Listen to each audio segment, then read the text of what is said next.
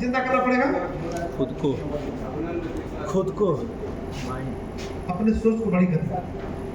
हम क्या करते हैं, बस सोच लेते हैं अरे यार खान साहब को मान लीजिए कितने बड़े, मैं तो हो ही नहीं। सागर साहब ऐसा होता है।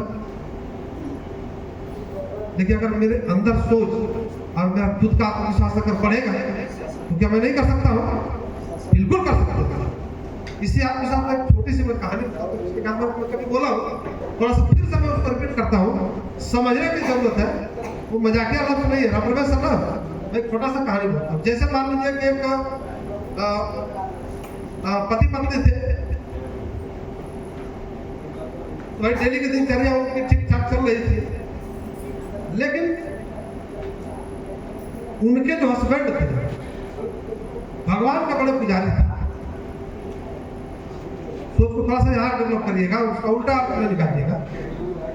उनके हस्बैंड जो थे बहुत बड़े भक्त, तो डेली गणेश भगवान के सामने बैठ करके पूजा पाठ उनका करते थे,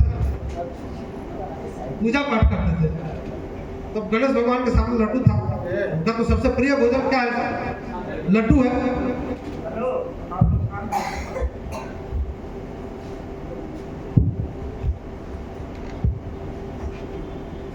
गणेश भगवान का प्रिय भोजन क्या है सर? लड्डू।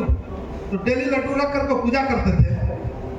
एक चूहा डेली आता था, चूहा आता था तो क्या करता था, उनके सामने से लड्डू लेकर के चला जाता था।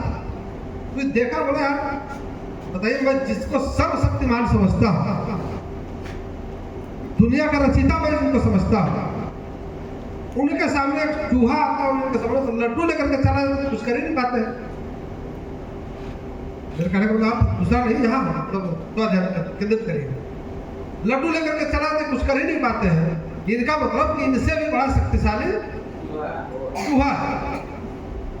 अब उसने क्या किया, बोला कि इनका छोड़ा, इनका पूजा करने से कोई फायदा नहीं है, चूहा को पकड़ते चूहा की पूजा करते हैं। अब उसने चूहा की पूजा करने लगा। अब डेली लड्डू रख करके चूहा की पूजा करते थे वो। अब एक दिन अचानक बिल्ली आ गई। चूहा जो बिल्ली को देखा, बस अब चूहा तो डर गया, अगर नहीं भगेगा तो बिल्ली खा जाएगी उसको। अब वो फटाक से जाकर बिल में घुस गया। अब चूहा तो बिल में घुस गया। अब बिल्ली इसलिए सोचा गया, मैं गणेश भगवान को सबसे बड़ा समझता था, उनके सामने से लड्डू चूहा लेकर के चला गया, तो ये बड़ा हुआ, मैं इसकी पूजा कर रहा हूँ, और ये जो है मैं इसको बड़ा समझता था, ये तो बिल्ली को देख करके बिल में घुस गया। इसका मतलब बिल्ली जो है, बिल्ली बड़ी, इसकी पूजा करने की जरूरत है। अब वो डेली बिल्ली की पूजा करने लगा।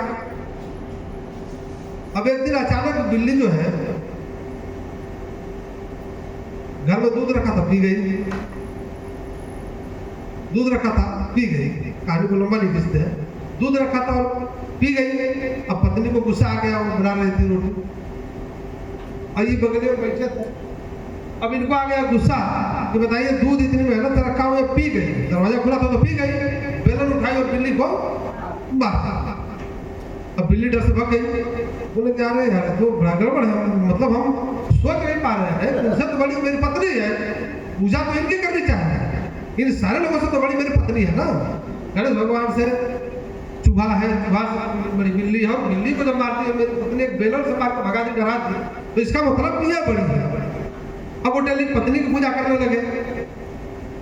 तो पत्नी की नंबर पे सर तो हिंदी तैयार है ना। आप पीछे कुछ सो रहे थे, इसीलिए मैंने आपको आवाज दिया। तो कहने का मतलब कि उन्होंने पत्नी की पूजा शुरू कर दी। अब पत्नी की जब पूजा शुरू की तो भाई चूंकि भोजन है, सुबह शाम बन रहा है, हो सकता है कि सब्जी में मसाला या तो मिर्चा ज़्यादा पड़ जाए, दाल में हो सकता है कि नमक ज़्यादा पड़ जाए। तो समझ लीजिए दाल में नमक किसी दिन ज़्यादा पड़ गया। अभी भोजन करते समय इनको तो याद रहा नहीं कि मैं इसकी पूजा करता हूँ। अब ये गुस्से हुए, बस उसको भी 2-4 थप्पड़ जो है मार दिए। और जब मार दिए और रोने लगी तो इनका समझ में आया, अरे यार इससे तो बड़ा मैं खुद हूँ, यानी कि मुझसे बड़ा कोई नहीं है। अगर अपने अंदर का आत्मविश्वास को जगा लिया जाए तो इस पृथ्वी का कोई भी ऐसा कार्य ना हो जो मैं खुद नहीं कर सकता।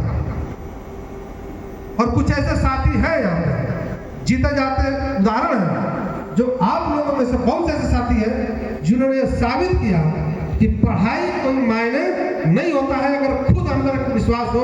बिजनेस कोई मायने नहीं होता अगर खुद एक अंदर आपका विश्वास हो तो कुछ भी किया जा सकता है। हर चीज एक संभव चीज है। जैसे मान लीजिए कि यहाँ एक उदाहरण झारखंड से देव कुमार सर है, ये मिस्त्री का काम करते थे। पढ़ाई करना पर यहाँ लिखना पढ़ना वही जाते थे जो पढ़ लेते, लेकिन आज